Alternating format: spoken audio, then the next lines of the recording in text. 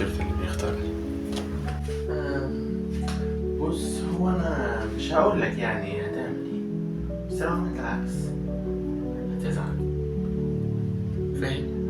مش فاهم هتعمل ايه؟ هو انا مش بضحك بس ده صوتي. انا مش بضحك بس ده صوتي، فعادي يعني مش قصة. انا عصبي؟ انا مش عصبي ولا حاجة، انا مش مهم. طيب خلاص ما تكلمنيش تاني، خلاص مش عايز اعرف. امشي من هنا يلا.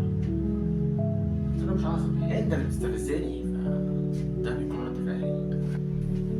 اه، ده العصبي وجع دماغنا. قال لي تعالى الساعة 6 وأنا جيت الساعة 9، فعادي يعني مش قصة. قال لي روح اعمل توك توك، اركب توك توك، اعمل تيك توك، مش عارف بس كان حاجة فيها توك توك، فرجعت توك توك ملعبش معاه. رحت 9 بدأت 6، فرحت المطبخ عملت تيك توك، معرفش رحت فين، راح وداني تعالى الميعاد وخلصت يلا بينا.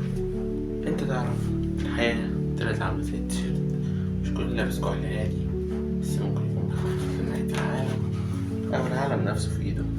عادي محدش يعرف، بس خليك عارف التيشيرت كل ما بيضيق بيتغير.